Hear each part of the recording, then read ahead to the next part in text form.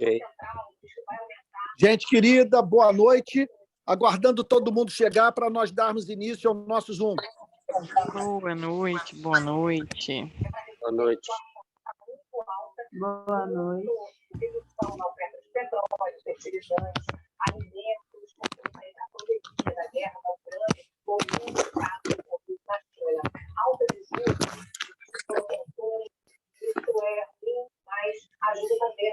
Pessoal, quem puder ir desativando, ativando o mudo aí, por favor. Vamos. Quem puder. Perdão, desativando o... Não, ativando o mudo, Ah, ok, tá bom. por favor. Obrigado. A não ser que alguém queira falar alguma coisa, mas se puder, só para não embolar as vozes. História de sucesso na comunicação. Foi dona da primeira emissora de...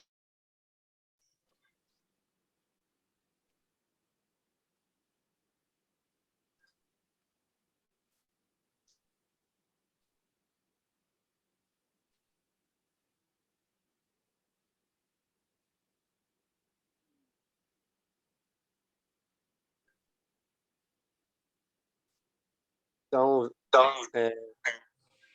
Ô, Pepe, 8 e 8. Oi, vamos Antônio, dar pode 8 e falar. 10, a gente começa. Mas, olha, excepcionalmente hoje, tá? A gente Tá. sempre dá aquele horário de 5 minutos, né? Hoje estamos dando 10. Tá bom, Antônio. Estou admitindo tudo.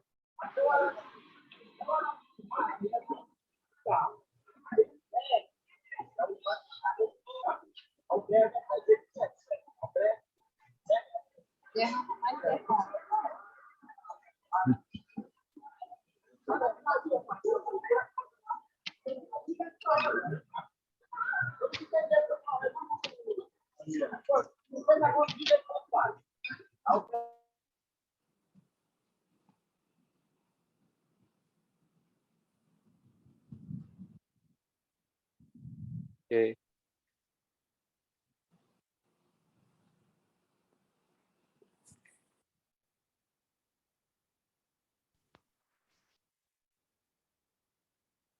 Pessoal, só pedir desculpas, né? Acho que vocês viram o que aconteceu. O Antônio já deu uma explicação lá no grupo, mas para quem não ouviu, o culto entrou, ele, enfim, transmitiu normal, mas estava no privado, não estava público. Então, mas quem quiser vir a mensagem depois, o link já está em todas as redes, tá bom? Só para dar uma explicação.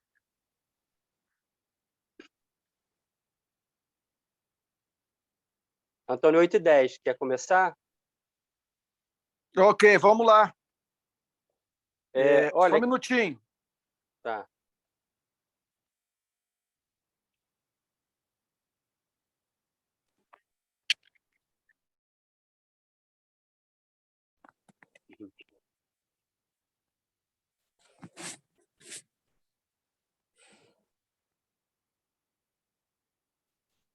Oi, irmãos. Alô? Estamos te ouvindo. Pepe? Estamos ouvindo, Olá, Antônio. Ai, meu Deus, que noite caiu agora o celular.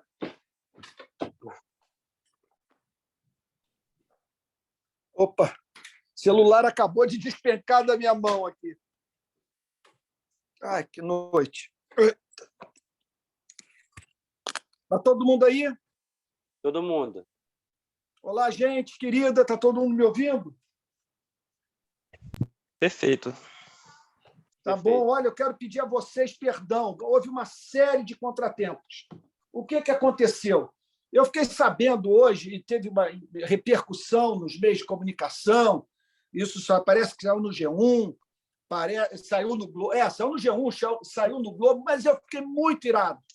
O negócio me tirou do sério. Foi o seguinte, um pastor declarou numa rede social, parece que é um pastor conservador, não sei nem se ele é calvinista, eu não conheço. É calvinista. É calvinista. Ele declarou que a maioria dos mendigos, veja, são vagabundos, que não querem nada com trabalho. Então, quer dizer, causou um escândalo tremendo no país, né? Com pessoas assim indignadas e pensando que o cristianismo, muitos, né, pensando que o cristianismo ensina isso. Aí, quando eu vi o escândalo, e isso vem, quer dizer, isso se segue ao que ocorreu a semana passada, ou 10 dias atrás, uma arma de um pastor que sabe que de modo involuntário, né, disparou lá a pistola no aeroporto de Brasília. E aí, na ocasião, eu já pensando, assim, porque, veja, para vocês entenderem minha cabeça, o tempo inteiro eu penso na glória do Evangelho e na consciência dos que não são cristãos. Nós temos que zelar pela consciência dos que não são cristãos. Não pode acontecer de o nome de Cristo ser blasfemado entre os gentios, palavras do apóstolo Paulo, por nossa causa. E outro ponto, você tem que defender o Evangelho. Quando o Evangelho é associado àquilo que não presta, é nossa obrigação defender a glória do Evangelho. O Evangelho está sob custódia da Igreja.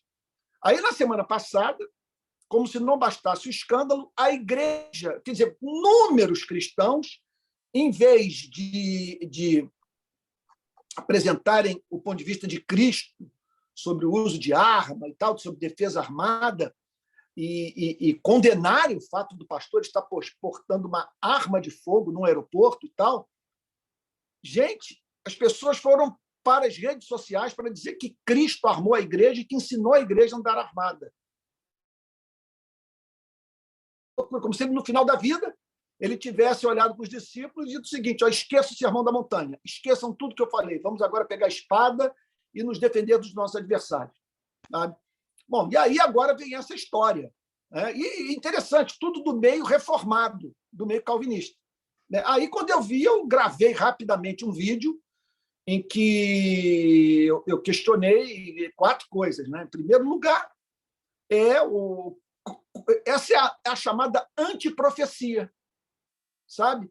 É a antiprofecia. É como você chegar nos Alcoólicos Anônimos e dizer o seguinte: olha, a abstinência de bebida alcoólica não é bíblica. Sabe, vocês não precisam ser assim tão rigorosos consigo mesmos, sabe, vindo aqui então para essa terapia, para vocês se livrarem, portanto, do uso de bebida alcoólica. Não sejam tão rigorosos assim com vocês mesmos. Ora, você pregar contra a esmola num país que historicamente ignora o pobre, que papo é esse, gente? Aí depois me apresenta um dado sem a mínima justificativa empírica e teológica, que a maior parte dos que pedem esmola não quer nada com trabalho, são vagabundos. Sabe? Então, outro ponto é a péssima interpretação feita das Sagradas Escrituras. Porque Paulo não está ali falando sobre pessoas em situação de rua ou gente que está lá dentro do seu barraco clamando pela solidariedade humana. Ele está falando sobre pessoas numa igreja do primeiro século, na cidade de Tessalônica, que deixavam de trabalhar para se intrometerem na vida alheia. E aí o apóstolo Paulo diz, então, que essas não comam, que elas entendam, que a igreja, que elas entendam que elas precisam ser produtivas, obviamente, isso é bíblico, e que elas não podem andar ociosas, perturbando a paz da igreja. Sabe? E tal, mas nada sobre deixar as pessoas morrerem de fome, pobres e tal. E aí eu disse também no vídeo que, na minha experiência na Amazônia, no sertão do Nordeste, nas favelas do Rio, na África subsaariana, sabe, eu não vi vagabundos entre os miseráveis. Eu vi miséria escancarada e de gente querendo trabalho, querendo dignidade de vida.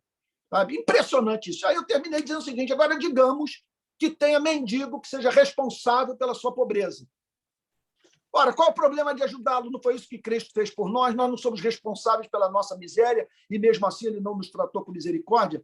Gente, eu não sei, parece que o país enlouqueceu. Eu não sei que Bíblia essas pessoas estão lendo, que espírito é esse que está criando uma mentalidade belicista.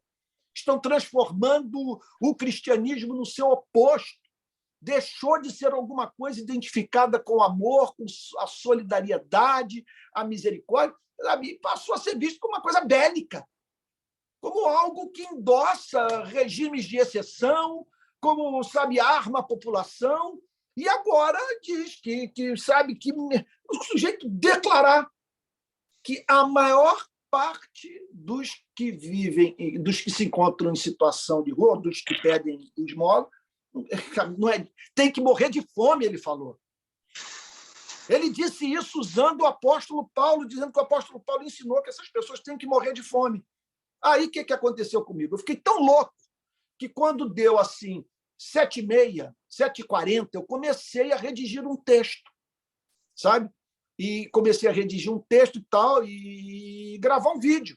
E sair espalhando os vídeos. E os vídeos estão viralizando aí nas redes sociais, no TikTok, não para de crescer, um monte de gente aí, Facebook, Instagram e tal, YouTube, Twitter e tal. Aí, quando eu fui ver o relógio, estava na hora do culto. Aí eu começo o culto e não coloco o YouTube no modo público. Ficou no modo privado. Ninguém assistiu o culto, fiquei falando sozinho, sabe? Agora, graças a Deus, a mensagem está salva. Quem quiser assistir, pode assistir. Então, isso acabou se refletindo aqui no nosso encontro no Zoom, nesse atraso. Eu quero pedir perdão a todos por esses minutos que eu atrasei. Tá? Também quero dizer o seguinte, era para eu ter enviado uma aula hoje, mas vocês vão receber muita aula nos próximos dias. Muita aula, eu estou num momento também muito legal da vida, de muita produção, sabe? Então, eu vou preparar muitas aulas nos próximos dias. Era para eu ter enviado uma aula hoje. Contudo, nós tivemos a nossa instalação lá na Lagoa Rodrigo de Freitas totalmente destruída por vândalos. A gente acha que é uma mistura de vândalo e vento. Então, eu tive que passar ontem à noite, hoje de manhã, lutando para que pudéssemos confeccionar o material para reinstalarmos, que é uma instalação em memória dos policiais militares assassinados e de crianças vítimas de bala perdida. E tem uma faixa imensa, uma área nobre, na curva do Calombo, você tem toda aquela visão da Lagoa, do Cristo, de Ipanema, do Leblon, e tal, e tem uma faixa lá imensa, escrita assim, candidato a governador, o que você tenciona fazer pelo pobre? O que você fará pelo pobre? Então, eu fiquei por conta disso. E aí vai. Aí, pronto, eu peço perdão por vocês por todo esse atropelo, mas estou aqui de corpo e alma, tá bom? E pronto para tirar dúvidas. Então, só quero pedir com carinho, assim, uma certa objetividade nas questões, tá bom? E se você pudesse apresentar e dizer quem você é, onde você mora, tá bom? Vai ser muito legal. Tá? E se alguém quiser propor algum tema para debate, para discussão, se alguém quiser apresentar alguma questão sobre aula, sobre alguma questão de momento, eu estou aqui para interagir com todos e responder toda e qualquer pergunta que, porventura, seja feita. Antônio, só para colocar aqui a frase dele exatamente como foi, tá? E fazer um outro adendo. Assim, a maioria dos mendigos, é o que ele diz, tem o dever bíblico de passar fome, pois Paulo aos Tessalonicenses diz, se alguém não trabalha, que também não coma. Essa é a frase literal. Tem um outro post dele aqui, que ele diz o seguinte, eu incentivo as pessoas a usar armas, porque o meu sonho é pregar armado com um colete à prova de balas. E é isso? É outra declaração dele. Não é possível. Você está de onda comigo, Pepe? Não, está aqui. Está aqui, eu estou lendo. Não é possível. Está no Facebook dele. Olha, o meu sonho eu incentivo as pessoas... Primeiro, assim, uma isso, foto Pepe? dele... Ele é pastor? Ele é pastor mesmo? Ele é pastor de uma igreja batista da Redenção em São Paulo. Ele é um pastor batista reformado. Então, ele diz que o sonho dele tem uma foto dele no estande de tiro com, eu acho que é uma escopeta. Está aqui, estou vendo aqui a foto.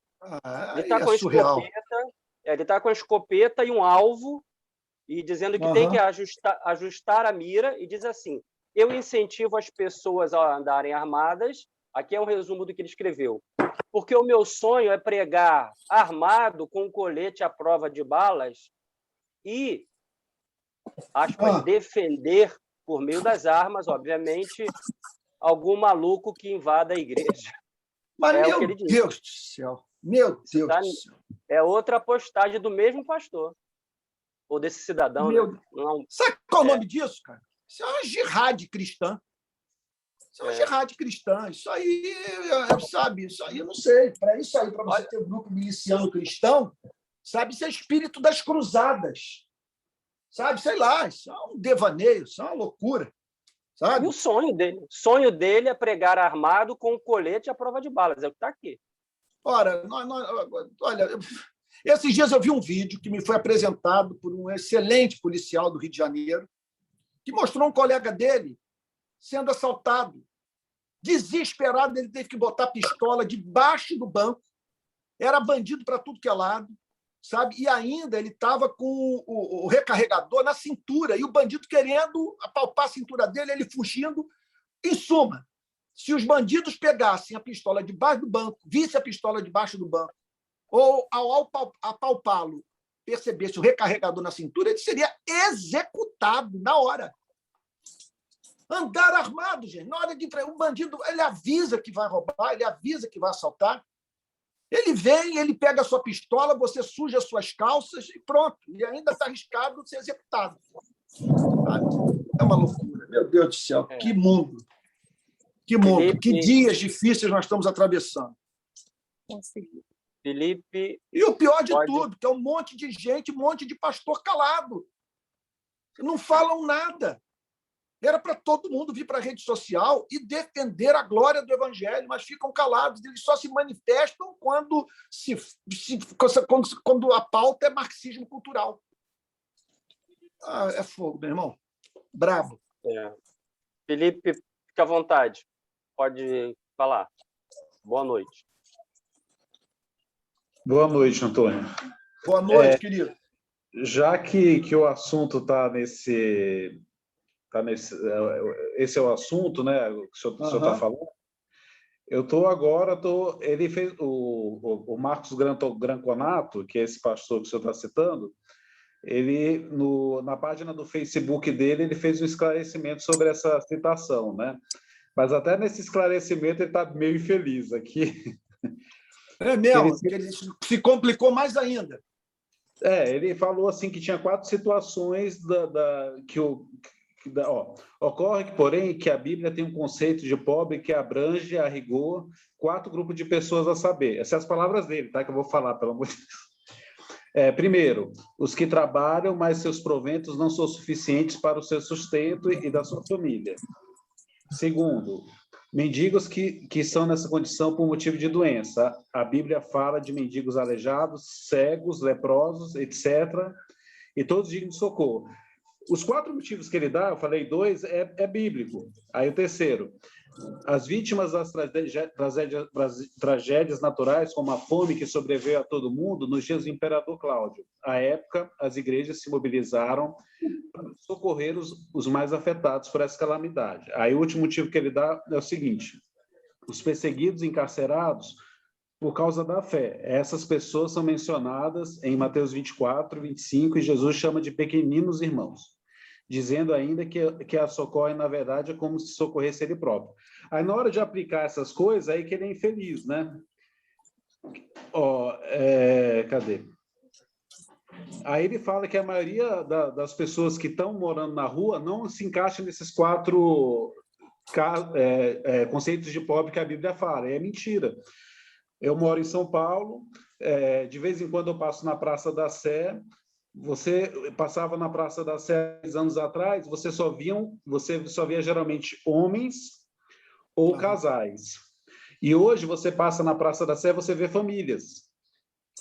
Então ele usa o conceito de pobre de certa forma correto, mas na hora de aplicar na realidade está totalmente errado. Hoje em São Paulo você vê famílias nas ruas. Entendeu? Ô, Felipe, ele fez cerca de 14 milhões de brasileiros desempregados, de pessoas que procuraram emprego e não encontraram, e mais, suspeita-se, cerca de 14 milhões que estão desempregados e nem emprego procuraram, fora os trabalhadores informais também, que perderam seu emprego. Nós estamos num mar de desemprego. Como é que você faz uma declaração como essa num país no qual não há pleno emprego? E ainda Eu tem que estou citar... vendo pessoas de classe média desempregadas. Gente que ainda tem acabou de, sabe, levar um pé no traseiro conforme ocorre na economia de mercado. Isso é do capitalismo, leva um pé no traseiro. Outro dia, meu filho chegou e falou: aqui, papai, esse camarada aqui trabalha, sabe, eu tenho um cargo alto lá na empresa onde eu trabalho e tal. Ele, às 8h30, mandou uma diretriz para nós,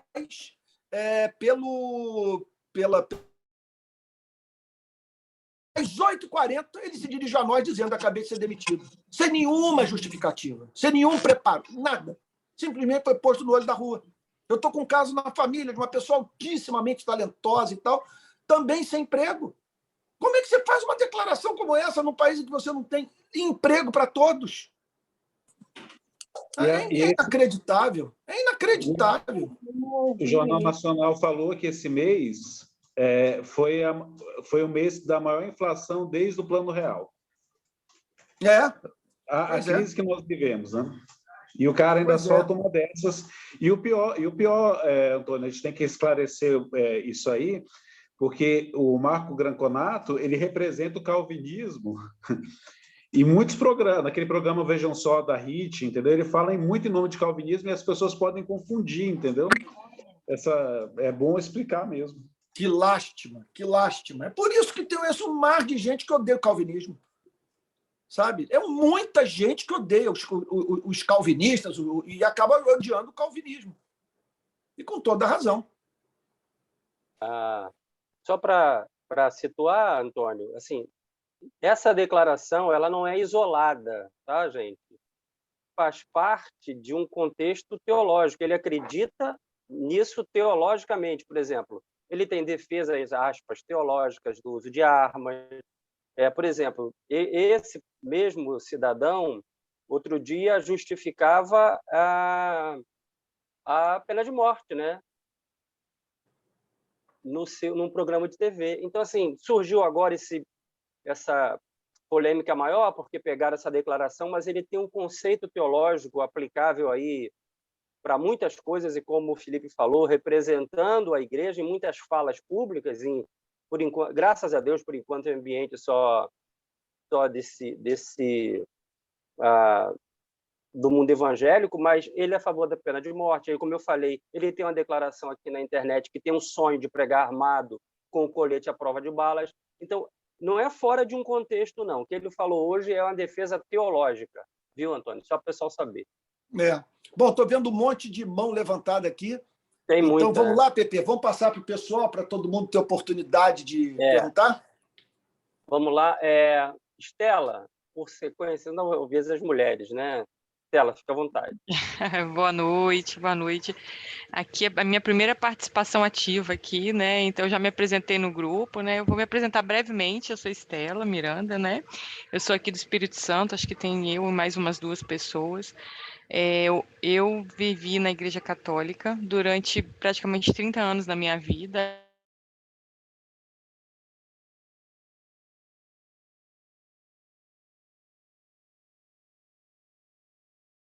Começou a me incomodar muita coisa, e aí eu resolvi sair e fiquei um tempo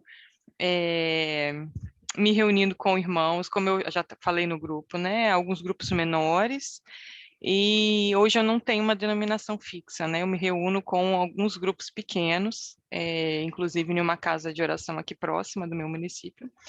E eu tenho vivido momentos muito bacanas, assim, muito de troca mesmo, né? De você estar num grupo pequeno, você sentar e conversar, e aí o Espírito Santo vai falando com as pessoas de uma forma muito simples, né? Então eu estou vivendo esse momento hoje, né? E a pergunta que me incomodou, eu ia até falar na semana passada também, Sim. Mas aí eu entrei um pouco atrasada e tal, e fala muito com o que vocês estão conversando aqui, né? Com o que você trouxe, Antônio, e com o que a gente está falando aqui, né? Eu sempre fui muito crítica, eu venho da Igreja Católica, mas uma comunidade de base, né? Um bairro, não sei se vocês conhecem essa denominação, então é uma comunidade de base, eclesial de base, né? Então, claro. a minha raiz é essa, assim, a minha essência é essa. Eu venho de um bairro pobre, né?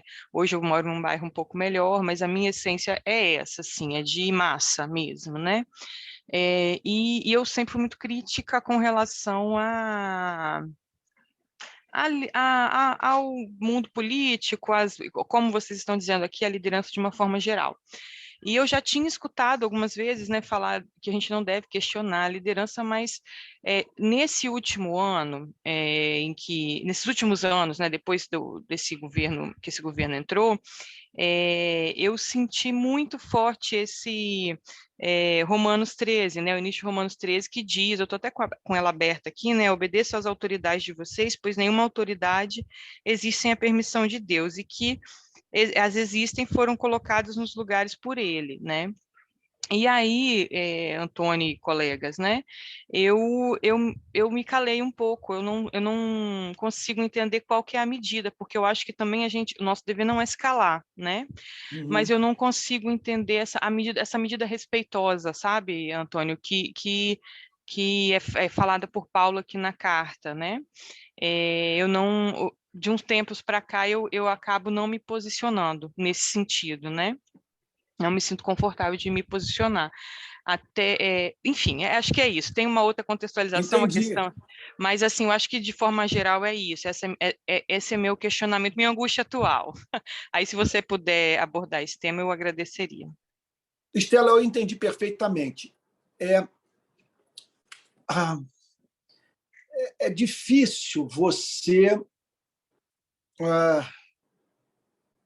estabelecer uma regra geral, sabe, para como lidar com maus comportamentos e declarações infelizes de lideranças religiosas. Porque você pode estar diante de um homem bom que teve um momento de infelicidade no seu ministério, que cometeu um erro que não depõe contra o todo da sua vida e que, portanto, deve ser tratado com muita misericórdia. Muitas vezes também o erro cometido não é digno de uma repreensão pública, porque se trata de alguma coisa que, embora seja prejudicial para a imagem do ministro, não se configura como uma grande transgressão. E todos nós sabemos que há uma hierarquia de valores morais nas Sagradas Escrituras. Sabe? Quer dizer, há comportamentos que são mais odiosos do que outros. Então, nós não podemos, nesse sentido, vamos assim dizer, matar mosquito com tiro de canhão, sabe? E lidar com o ministro do Evangelho, aguardando dele alguma coisa que ninguém pode dar, nenhum ser humano dá, que é a perfeição. Agora, pode acontecer de homens bons cometerem pecados graves. São bons, mas tiveram um momento de loucura, de infelicidade. Nós temos um exemplo disso do apóstolo Pedro, segundo o relato de Gálatas, convivendo com gentios, e depois, com a chegada de um grupo de Jerusalém, ele se afasta dos gentios, sabe? Como se ele fosse proibido por Cristo de se relacionar com não-judeus. O apóstolo Paulo o repreendeu publicamente, porque ali estava em jogo a glória do Evangelho, ali estava em jogo o conteúdo da mensagem. Então, você também tem um caso de falsos profetas que são desmascarados, sabe? Então, sendo assim, nós vamos ter que aplicar o remédio de acordo com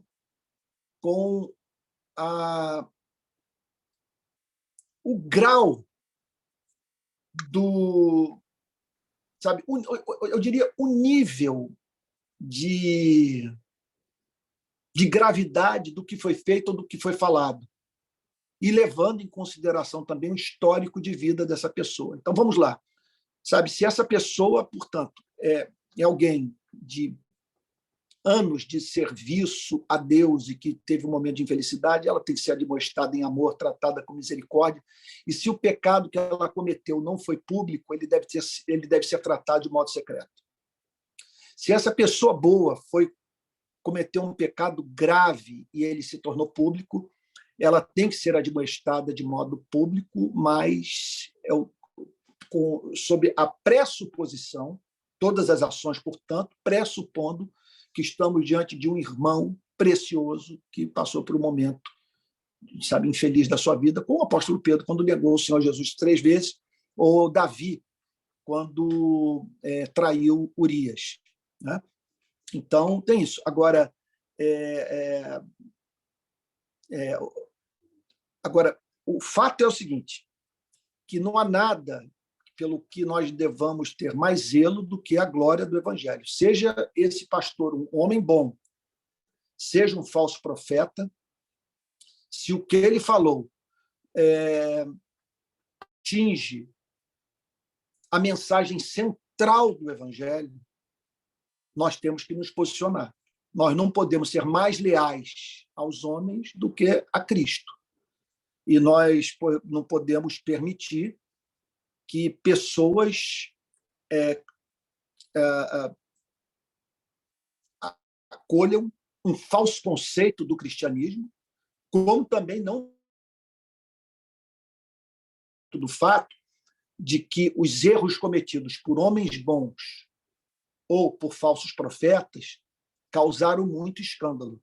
Então, por amor à consciência desses que tropeçaram, nós devemos deixar clara a nossa posição.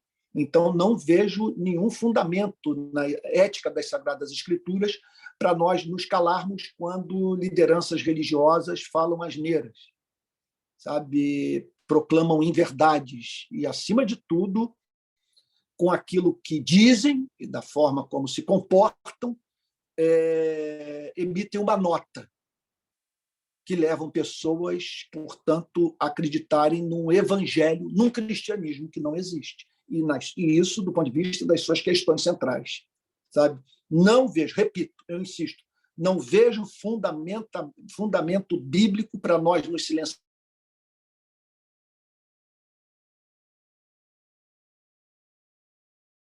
Equívoco em áreas centrais do evangelho. Sabe? Então, pode ser a pessoa mais consagrada do mundo, sabe? Mas falou asneira, isso botou nas redes sociais, nós temos que defender o ponto de vista bíblico. Agora, nada nos impede, contudo, de, antes de tornarmos de modo público o nosso ponto de vista, de ligarmos para essa pessoa e conversarmos com ela, procurarmos dissuadi-la de continuar sustentando seu ponto de vista e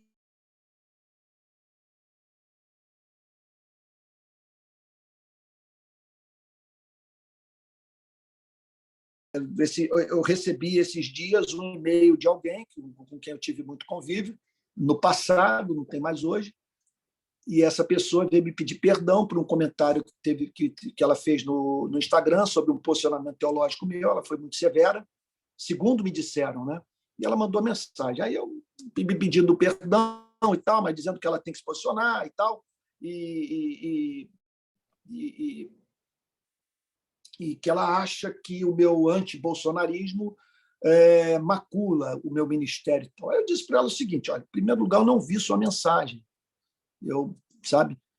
Em segundo lugar, eu acho o seguinte, sendo nós amigos, né, eu acho que você poderia ligar para mim, seria legal se você me ajudasse a melhorar como ser humano de uma forma discreta, do que tornando público, né, a sua divergência, uma vez que nós temos uma história em comum. Era isso que eu faria com você se eu estivesse no seu lugar.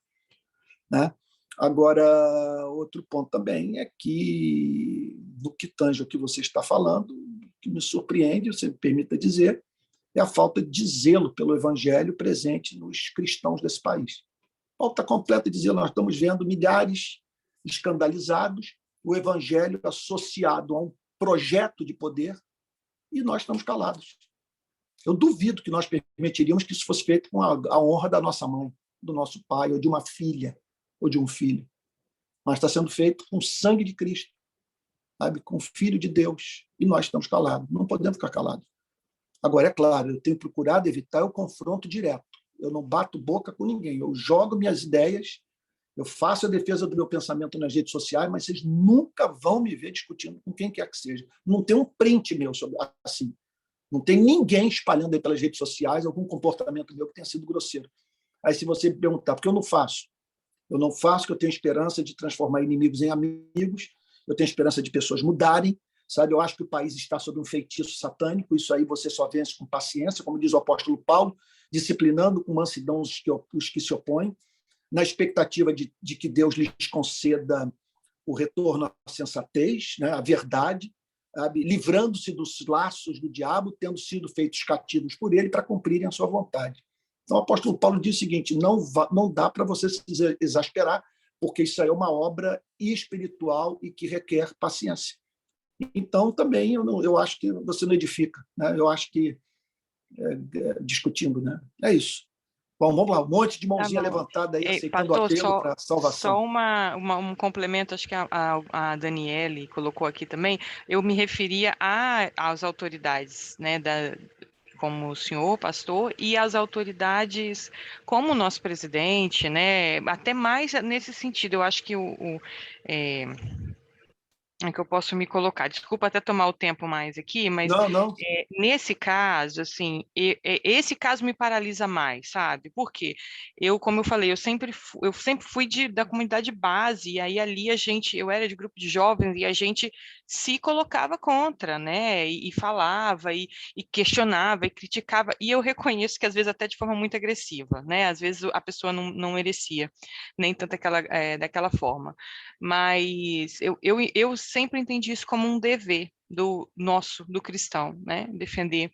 Mas aí, por outro lado, existe esse texto, e aí eu lembro muito de Êxodo, né? Quando tem as pragas, né? E aquilo ali ele é usado para a libertação do povo posterior, né? A cada praga que vinha, ele apertava mais o cerco, né, o governante na época. Então, assim, eu me sinto um pouco de mãos atadas nesse caso, sabe, Antônio? Nem tanto com relação às autoridades religiosas, né, assim, né? Mas assim, Sim. se posicionar na política mesmo. Eu acho que é o nosso papel também, mas assim, eu não consigo hoje dosar. Isso. Eu já fui muito mais agressiva, hoje eu estou totalmente passiva, essa é a questão. Isso. Olha, eu vou responder contando uma piada, sabe? Não quero de maneira alguma, com isso, menosprezar o teor da pergunta excelente que você fez. Mas tem uma piada antiga, essa piada surrada, não sei se vocês conhecem, né? Que estava uma van cheia e o piloto dirigindo, sabe, que nem um alucinado. E todo mundo na van gritando: pelo amor de Deus, para isso aí, o carro vai bater, nós vamos morrer. E o cara dirigindo e tal, fazendo as curvas e assim, tal, o carro quase capotando, todo mundo gritando. E um sujeito no meio, na maior fleuma, na completa paz. E todo mundo gritando: pelo amor de Deus, para com isso, vai todo mundo morrer, motorista, isso não é possível. E o camarada lá no meio e tal. Aí, finalmente, a van chega no ponto final, o pessoal sai, todo mundo então lá indignado e tal, e aí olha para o sujeito que estava lá no meio, que foi o único que não reclamou, e diz o seguinte: ô parceiro, pô, como é que você aí, todo mundo desesperado, tá você aí no meio com essa tranquilidade? Aí o camarada falou: não, eu fiquei o tempo inteiro tranquilo, porque eu trago no peito o meu São Jorge. Aí ele tira aquela folhinha, quando vai ver soltar o cavalo branco. Porque São Jorge tinha desaparecido. Olha, então, quer dizer, o que essa piada nos ajuda a entender é que fez bem quem, durante aquela viagem, pediu para que o motorista dirigisse com mais prudência. Ele não tinha o direito de tratar aquelas pessoas assim. E só ficou calado o lunático, que acreditava no santinho que ele trazia no bolso. Então, só lunático se cala quando maus governos espalham fome, deixam pessoas morrer, sabe, por falta de oxigênio, sabe? Quando aquele que ocupa o mais alto posto da República pratica atos antidemocráticos, dissemina estado de exceção, ataca as instituições do Estado Democrático de Direito, como o Supremo Tribunal Federal, o Congresso Nacional, sabe? Quando o presidente da República é desbocado, sabe? Então insulta pessoas. Até hoje, não entendo como não houve uma expressão pública de arrependimento do Bolsonaro em razão do tratamento que ele deu para Maria do Rosário, ao dizer para ela que de tão feia que ele a considerava, que ele não a estupraria. Eu nunca vou entender mulher que apoia uma pessoa que teve um comportamento como esse, que também chamou a mulher do presidente da França de feia. Como é que pode chamar de feia a mulher do presidente? Sabe? É impressionante. Então, nós temos que falar, ainda mais quando nós vemos o exercício da função à luz da Constituição Federal, do pacto que rege a nossa relação com os nossos representantes. Ele é nosso representante, ele é nosso servo. Os detentores do poder, sabe, somos nós, o povo. É isso que a Constituição Federal ensina. Ele não é um rei absoluto eleito por Deus e nós somos súditos do seu reino. Não.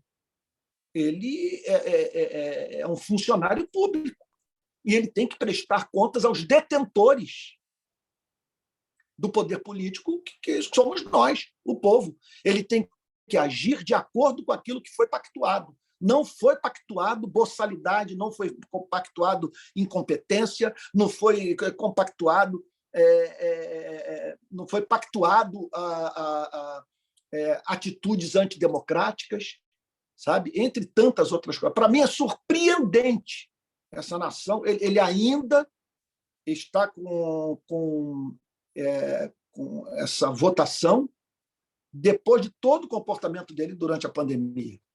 Sabe? 600 mil mortos, ele pilotando jet ski, jogando futebol. Sabe? É impressionante isso, organizando manifestação, trivializou o uso de remédio. Sabe? Ele banalizou a pandemia desde o início, condenou todas as regras sanitárias. Uma loucura, só no Brasil. Né?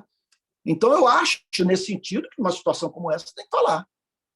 Falar e não poupar ninguém, não, porque é aquilo: bons governos salvam, maus governos matam.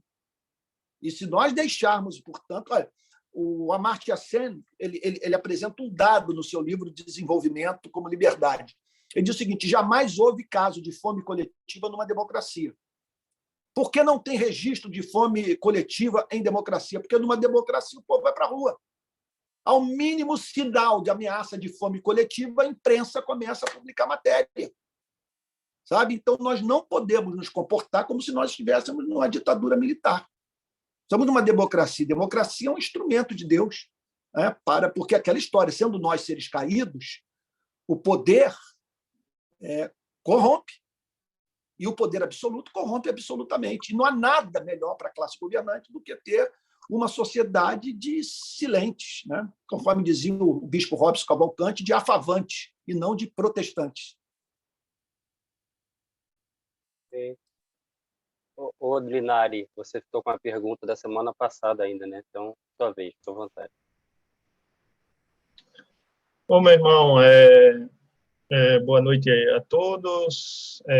Para mim, prazer estar por aqui. Só antes de me apresentar, colocando uma pintadinha de sal aí, né, na pergunta da Estela, é aquela coisa, né, da submissão, e no sentido de que foi até o que o ano passado, isso me incomodou muito também, Estela, e essa pergunta, essa submissão, tal, lavar, o pessoal, não critique o governo, tal, e isso me incomodou, que resultou até num texto que eu coloquei aqui no chat.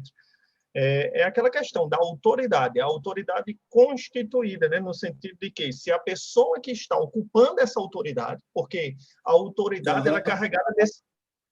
Então, tá ouvindo? A autoridade ela é perfeitamente. A autoridade ela é carregada desse simbólico, né? Então, a pessoa que está ocupando um cargo, esse cargo é carregado de poder, de autoridade. Então, essa autoridade constituída é a presidência, por exemplo. Não é Bolsonaro pessoa, é a presidência como um todo. Então, ele ocupa ali uma autoridade constituída. E se essa pessoa que está ocupando, ela profana essa autoridade, aí ela tem que ser... ela tem que receber crítica, sim, de quem detém esse poder, que é o povo que o elege. Né? Enfim, irmãos, resumindo... Ordinari, só...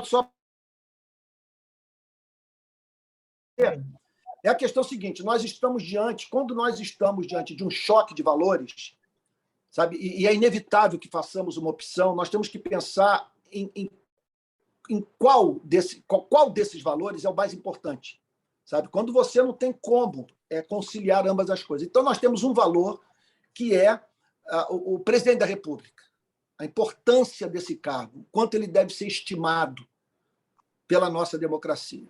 Agora, do outro lado, nós temos o bem-estar da população, felicidade humana. Sabe? Então, quando aquele que recebeu essa honra por parte da sociedade não cumpre o que foi pactuado, causando miséria, sabe? Desemprego, sofrimento para a vida de milhões, sabe? Quer dizer, não há mínima dúvida que na hora de fazermos uma opção, porque nós podemos ficar calados para preservar a dignidade do cargo. Essa é uma opção. Mas às expensas do bem-estar de milhões de seres humanos, isso é um devaneio. Pois não, Ordinário, pode falar. Pastor Antônio, para mim é um prazer, já lhe conheço há um tempo das redes, tá? Então, para mim, estar nessa turma, para mim é um prazer. Pode me chamar de Hugo, o segundo nome é mais fácil, né? Ramon. Obrigado. O primeiro, meu pai que dificultar a vida do pessoal. E eu sempre tenho... Acho que ele colocou justamente para eu ter um preâmbulo de fala. Ou seja, sempre eu começo falando, explicando a origem do meu primeiro nome, que ele pegou Iranildo e colocou o contrário, de trás para frente. Então, Iranildo Odlinário é o contrário. E aí colocou Ramon para facilitar. Eu moro em João Pessoa, tá? Sou paraibano, de carteirinha aqui e tal, e estou em João Pessoa. Estudo no estado vizinho, sou colega de profissão também do pastor Antônio aí, sou da área de comunicação, e aí eu estou pesquisando, eu sempre pesquisei, desde a graduação, mídia e religião, a articulação. Então, minha pergunta vem nesse sentido, Antônio, no sentido de... agora mesmo, terminei junto com um grupo de amigos um artigo. A gente fala de 3 projetos. E aí, como à tona, eu até compartilhei hoje no meu Instagram, né, mais uma polêmica, e no sentido de que essa guerra, vamos lá, ideológica, religiosa, igreja, governo, enfim. E aí eu queria saber de você, como você percebe, de tantos anos de evangelho, tantos anos envolvido em igreja, existe um plano de poder por parte de lideranças midiático-religiosas, né? Então, nesse artigo que a gente fez uma linha do projeto evangélico, aquele projeto de um povo inexpressivo ou de um povo perseguido, lá no início do século XX, passando o que crente não se envolvia em política, né? Só um dado aqui para os irmãos, eu fui estudar a origem a articulação dos evangelhos com a com a política. O pastor Guaraci, da Metodista, foi o primeiro evangélico eleito deputado no Brasil em 1933. Foi o pastor Guaraci. E é interessante, ele foi eleito, primeiro evangélico a se envolver com política, ele foi eleito defendendo que não existisse ali, né, por conta da 1933, período Vargas, o nome Deus na Constituição. Ele já era a favor do aborto. Olha só, que sociedade. Em 1930, ele era a favor do aborto, antes dele ser... Né? E aí ele foi eleito pelo Partido Socialista do Brasil, o PSB. E aí eu vim toda a história e tal, mas aí ganha força os evangélicos com a bancada evangélica em 1986. E aí, pastor, nessa briga toda que veio à tona aí, muita gente compartilhando a questão de que o PT, por exemplo, está perseguindo as igrejas, né? Eu queria saber como é que você enxerga esse plano, você até falou na resposta anterior, né? Esse plano de poder por parte dessas lideranças evangélicas, e aí eu passei por quando eu fiz o artigo, eu passei por Nilson do Amaral Fanini, foi um dos caras, né, pastores envolvidos com a mídia, o próprio Silas Malafaia e muitos outros líderes. Eu falo dos midiáticos, daqueles que detêm poder e império comunicacional. Isso. Olha só, olha aqui. Como é que você gosta de ser chamado mesmo? Ramon. Ramon. Olha só, Ramon, acontece o seguinte. Em primeiro lugar, você tem os projetos pessoais de poder, de homens que querem construir seus impérios e que, portanto, têm como foco emissoras de rádio, espaço nas redes sociais e até mesmo emissoras de televisão. E isso tudo é muito dispendioso, são concessões, requer acordos políticos, e eles, portanto, vendem sua consciência, negociam valores e passam a maior parte do tempo tendo que correr atrás de grana para manter os seus impérios. Então, para isso, eles se sujeitam a tudo.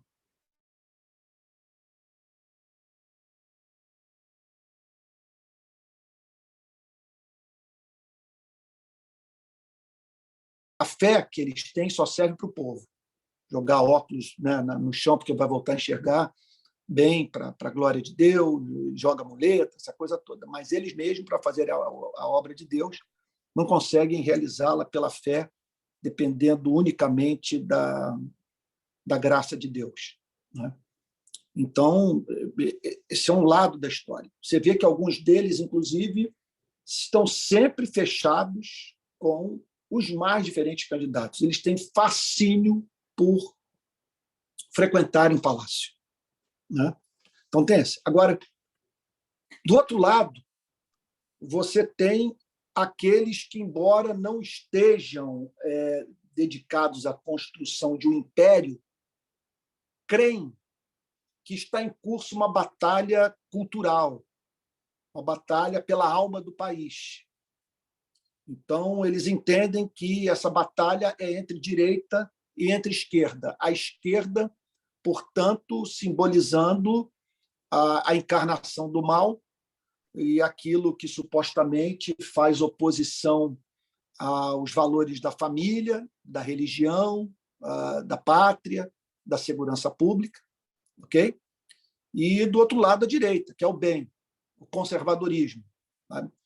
Então, essa batalha tem recebido uma fortíssima influência da cultura americana.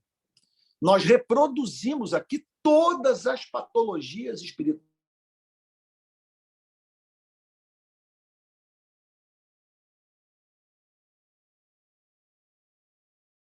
de deterem o avanço do chamado marxismo cultural nos Estados Unidos, no Brasil, sendo que nos Estados Unidos eles estão mais preocupados com o avanço do Partido Democrata e das políticas públicas que beneficiarão os negros. Esses dias eu estava lendo Paul Krugman, ganhador de prêmio Nobel, professor da Universidade de Princeton, articulista do New York Times. Ele escreveu um livraço, eu acho que eu tenho aqui, está até aqui, olha, A Consciência de um Liberal.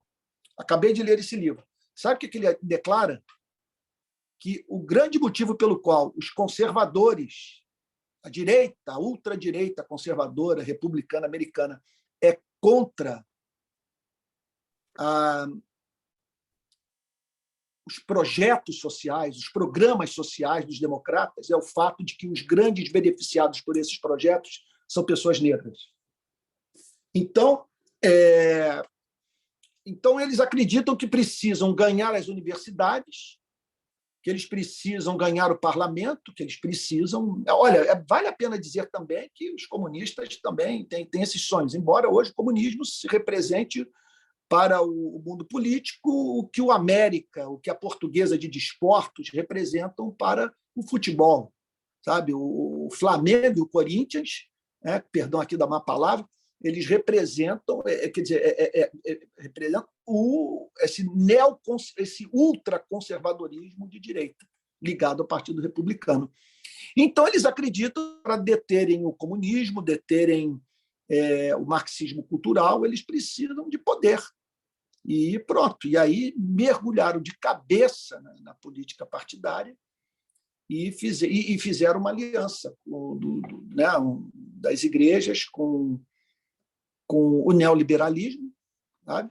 Então, quer dizer, você só é cristão se subscrever a cartilha neoliberal, que é privatização,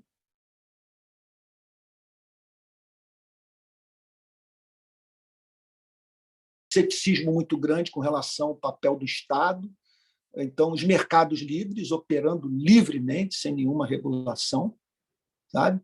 E lei e ordem, a ideia de que você precisa pegar pesado com os desviantes, que sem o uso da espada, sem um rigor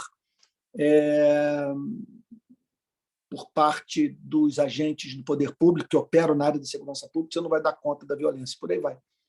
E aí, então, foi isso que aconteceu.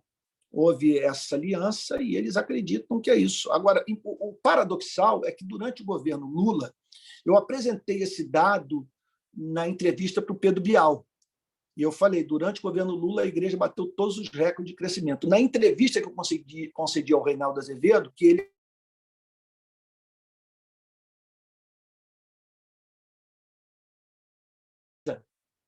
sobre o crescimento dos evangélicos no governo PT, que confirmou tudo o que eu falei. Tudo. Sabe? Então, impressionante é isso, que durante o governo PT a igreja cresceu de uma forma impressionante, sabe? Chama atenção também o fato de que dinheiro do Bolsa Família foi usado para plantar a igreja, Aqui, Ronaldo. sabe? Lá no... Não sei, aqui. Tem algum microfone solto aí.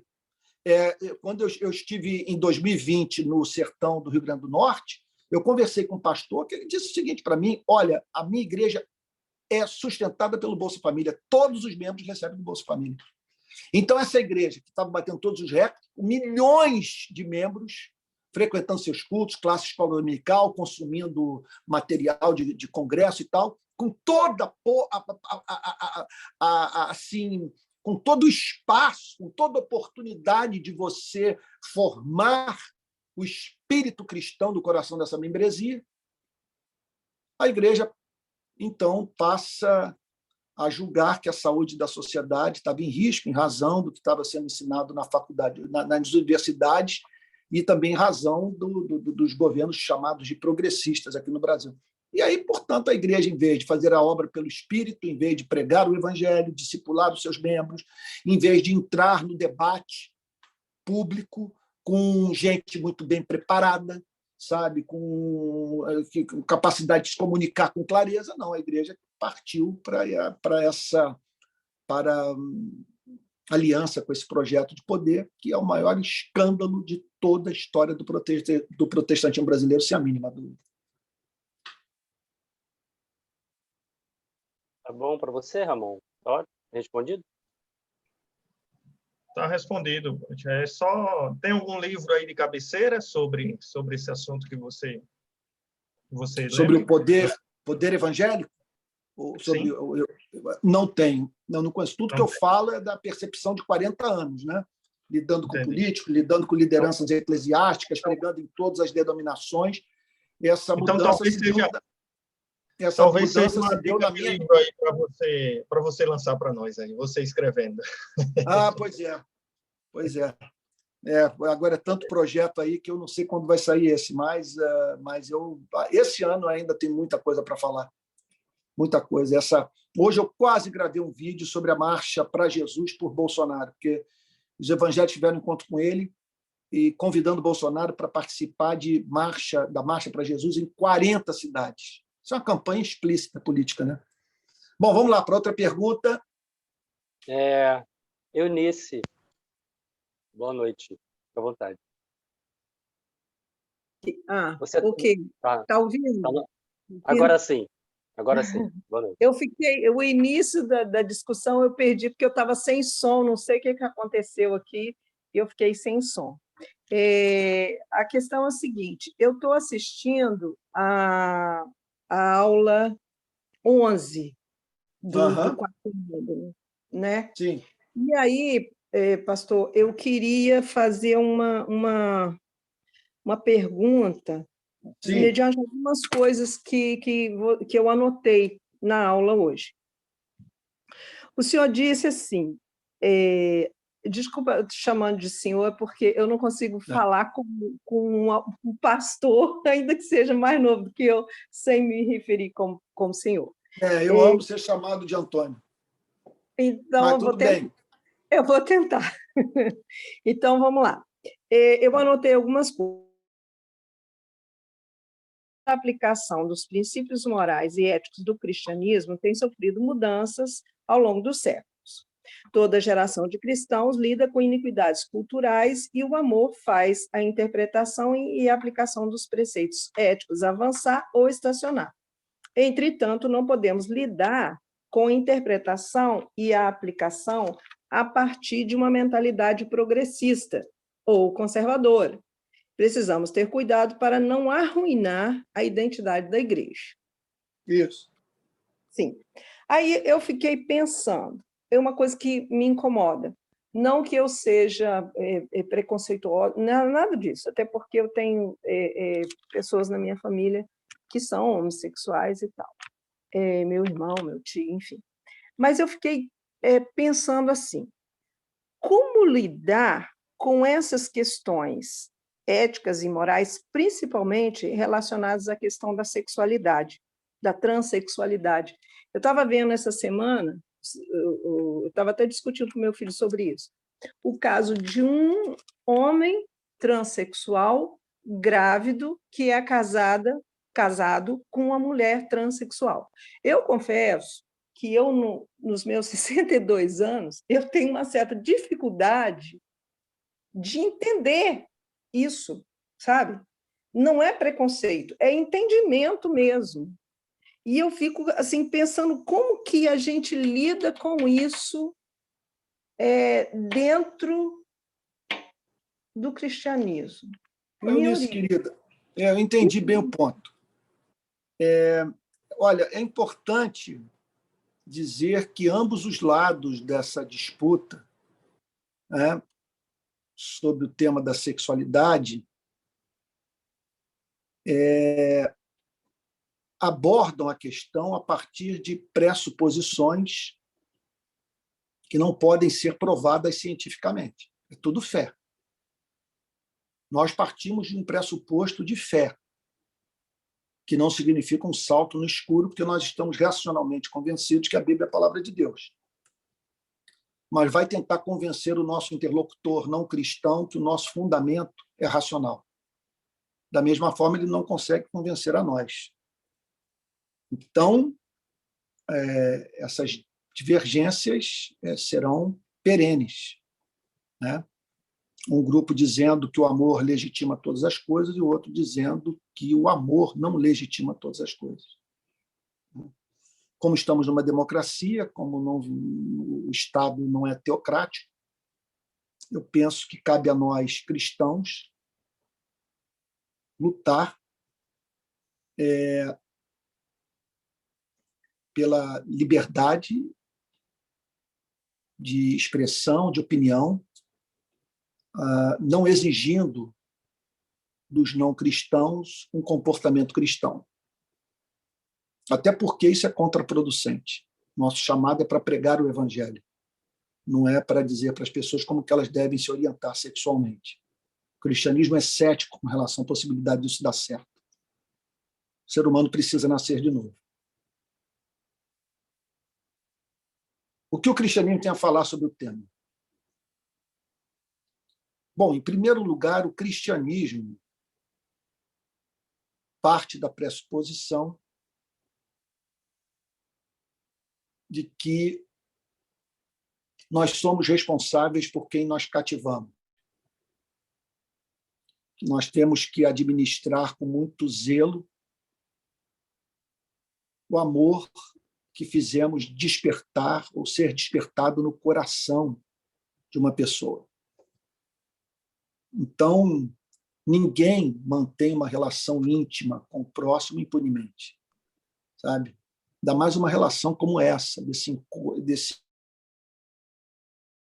que acaba se transformando num encontro de almas. e um encontro de almas e corpos que pode fazer com que uma das partes se apaixone. Vamos pensar, Eunice, num cristão indo para a cama com alguém. Ele vai fazer a coisa bem feita. Se ele é cristão, ele vai tratar a pessoa com respeito, com amor. Até o cristianismo vai afetar até o seu desempenho sexual. Ele vai procurar dar prazer para aquele com quem está na cama. A possibilidade dessa pessoa se apaixonar pelo cristão é muito grande. Então, nós precisamos entender que tem que haver uma ética sexual. Você não pode, não há como você lidar com um tema como esse, dizendo que nenhum parâmetro deve reger o intercurso sexual entre os seres humanos, sabe?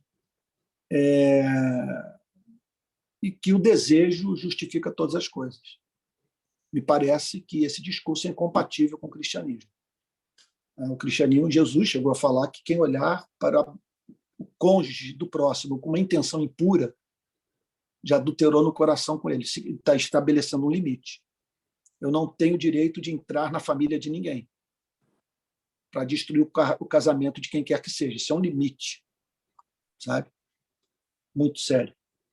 Sabe? Outro ponto também é que o cristianismo parte da pressuposição de que o homem já nasce definido, ser humano, que ele não nasce primeiro e sai em busca da sua definição depois. Que o que forma o seu ego é tão somente a história, a luta de classes, as experiências da primeira infância. Que ele já nasce na condição de ser criado à imagem e semelhança de Deus. E que ele só funciona bem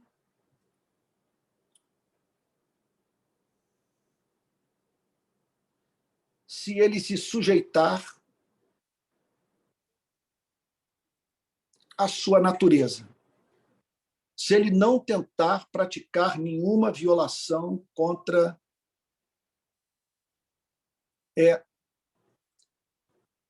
o modo único mediante o qual ele pode funcionar bem, uma vez que ele foi criado pelo seu Criador para viver uma determinada espécie de vida. Então, nesse sentido, a liberdade para o cristão, veja, não é liberdade para passarinho ser encontrado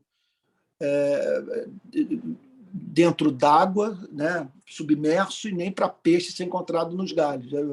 Ambos vão morrer. Então, liberdade para o cristianismo não é você fazer o que bem entender, mas você viver de acordo com os parâmetros estabelecidos pela palavra de Deus. Aí, nesse sentido, nós temos que pensar em termos do que, no exercício da nossa sexualidade, poderemos considerar natural, bom para a espécie, e aquilo antinatural, e que não fará bem para a espécie humana. Então, nós encontramos nesse sentido, no Novo Testamento, uma importante passagem e das mais difíceis de ser contornada, que prega uma relação mais livre no campo da sexualidade. Quando o apóstolo Paulo diz assim: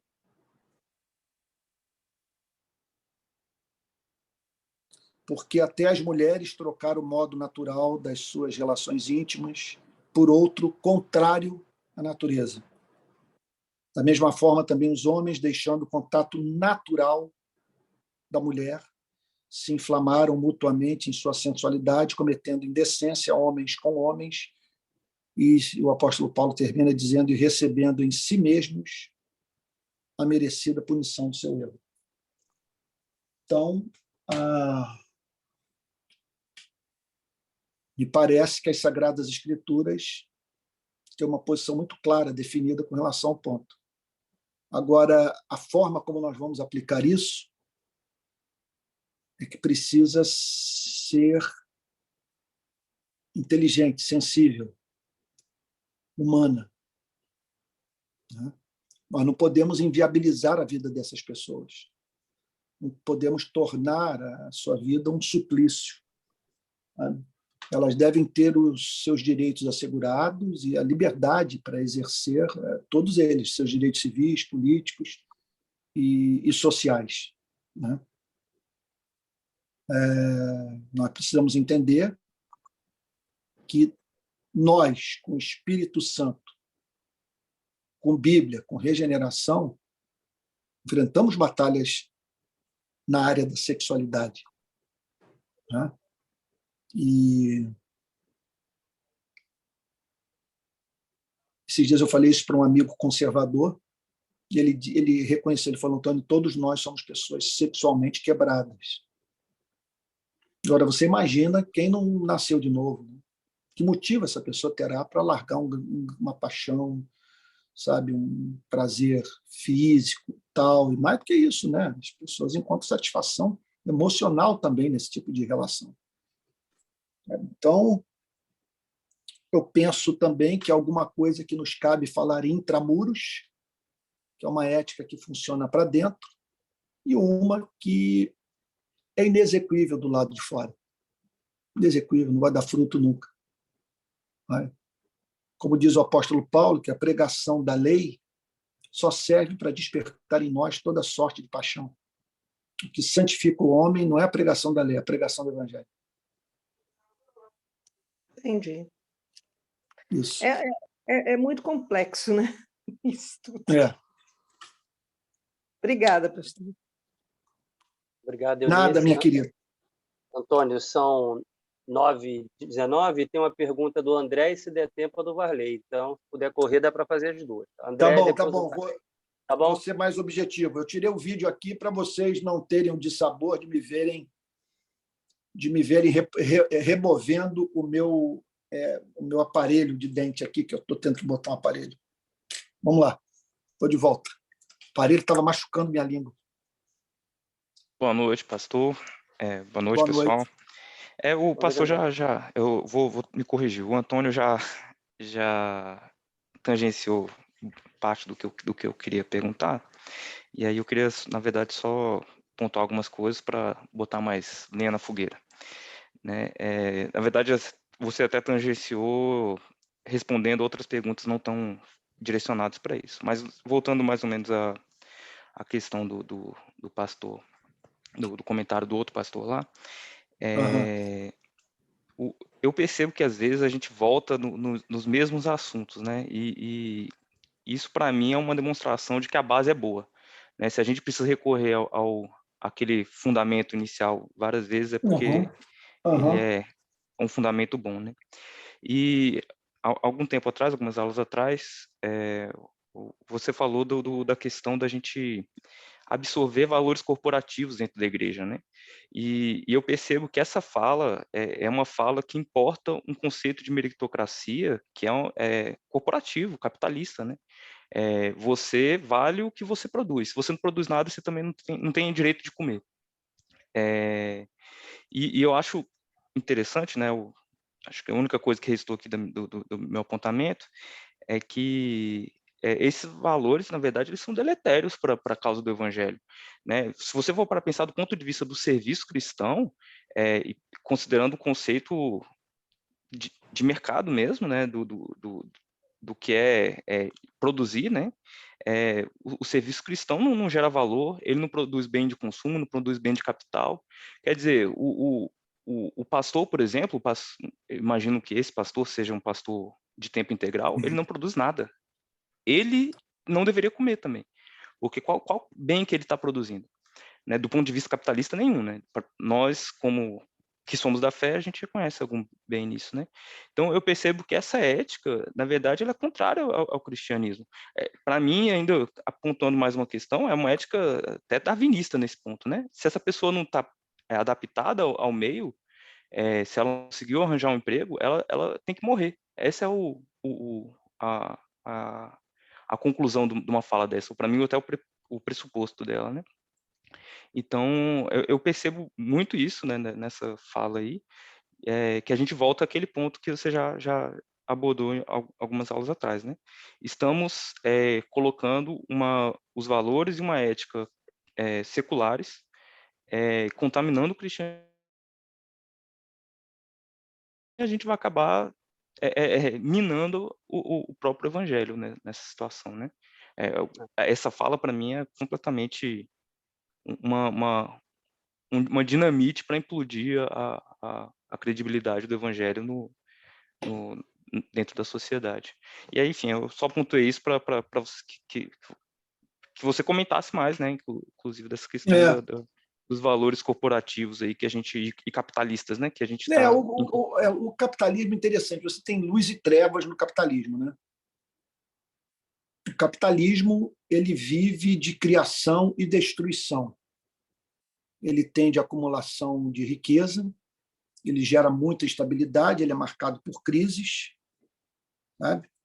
E há aspectos dele que retiram dos seres humanos o que eles têm de pior. Né? Pior.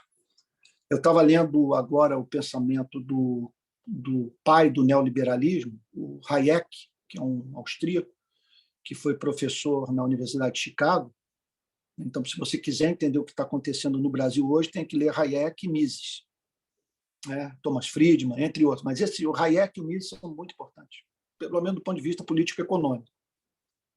E o que ele diz é o seguinte, que é da natureza do capitalismo mesmo, que os que trabalharam muito, os que se doaram, foram honestos, não progredirem, por terem sido sobrepujados por pessoas mais competentes do que eles. Interessante que o neoliberalismo clássico, o neoliberalismo da escola austríaca, ele apregoa que o mérito não é suficiente no capitalismo, sabe? É isso, é como o jogo de futebol, né? Ganha quem investiu mais, quem recebeu mais, sabe? A equipe foi bem treinada, foi bem preparada e tal, os jogadores doaram ao máximo, mas tiveram que enfrentar um time muito mais rico, sabe? Por mais que eles treinassem, não poderiam competir jamais com aquele time, né? Então, você tem isso. Agora, você também, por outro lado, para o funcionamento do capitalismo, alguns valores são muito importantes. Então, há luz e trevas, porque se a coisa fosse totalmente diabólica do início ao fim, todos os lados, sabe? Eu acho que o egoísmo humano já teria se descartado do capitalismo em toto. Então, nós sabemos que o princípio da honestidade, né, da pontualidade, tem aquela história lá que se um puritano tivesse que construir uma ratoeira para vender, ele haveria de construir a melhor ratoeira e vender pelo preço mais justo. E muitos ficaram ricos por causa disso, sabe? Então, você tem valores que são de suma importância para o funcionamento do capitalismo, mas, ao mesmo tempo, é da sua essência a competição, da sua essência. O Hayek chega ao ponto de dizer o seguinte: o princípio do amor ao próximo do cristianismo não funciona no capitalismo. Se nós seguirmos o cristianismo do ponto de vista do grande mandamento, o capitalismo jamais dará resultado, porque o capitalismo ele depende, para o seu funcionamento, de eu não amar o próximo. Eu vou tomar decisões que vão prejudicar o meu semelhante. Eu vou botar um supermercado num bairro qualquer, eu vou fechar todo o comércio da região, vou causar desemprego para todo mundo. Eu não posso considerar o estrago que eu vou causar na vida dessas pessoas, que elas vão infartar, vão ficar desempregadas e tal. O que tem que fazer é simplesmente a minha ânsia por lucro prevalecer sobre tudo, sobre todos. Agora, é interessante que na fala desse pastor há algo que qualquer socialista exploraria com muito prazer. Porque o que ele está dizendo ali é o seguinte, que se eu trabalho, eu tenho direito ao pão. Agora, esse não é um princípio respeitado pelo capitalismo. Porque, muito embora o capitalismo tenha criado uma cultura de consumo, ele não criou consumidores. Sabe? Eu tenho consumido bastante, porque eu sou da classe média. Tenho automóvel, essa transmissão está sendo feita por um iPhone 13. Agora, me mostre quantos trabalhadores hoje podem ter celular. Só que eu não quero nem lutar pelo celular. Eu quero lutar por uma casa decente, sabe? Sem ratazana cruzando a sala, com saneamento básico, com água potável, com latrina, sabe? Eu quero lutar para que essa pessoa tenha tempo para viver, né? Para se relacionar com sua família, sabe? Que seus filhos não estejam vivendo sob ameaça de bala perdida, sabe? Que ele, então, trabalhe, que ele tenha sua dignidade respeitada pelo empregador, né? Que ele exerça uma atividade profissional que lhe dê prazer, sabe? Num ambiente que não seja insalubre, num ambiente saudável, sabe? O capitalismo não dá isso para bilhões de pessoas. Então, quando perguntarmos que o sistema funciona, quando dissermos que o sistema funciona, sempre é importante perguntar para quem. Ele não funciona para bilhões de pessoas. É claro que ele promoveu muita riqueza. Karl Marx e Engels reconheceram isso. Eles nunca negaram o fato de que a produção de riqueza do capitalismo foi o negócio mais extraordinário da história da economia. Agora, a pauperização da classe trabalhadora é um absurdo. As condições de trabalho e os valores hoje que regem o mundo corporativo, eu diria que muitos deles são totalmente diabólicos. Sabe como que eu sei disso? Em parte, não apenas pelo convívio com parentes e tal que estão no mundo corporativo, mas quando eu vejo membros do mundo da igreja que vivem no mundo corporativo e que assumem cargos de liderança na igreja e tentam trazer os valores do mundo corporativo para dentro da igreja. A vida do pastor vira um inferno. A vida dos seus liderados é um terror. Um terror. Sabe? É isso. Pepe, qual a última questão? Não tem. Ele abriu mão porque são já 9h29 e ele ficou para a próxima semana, Antônio.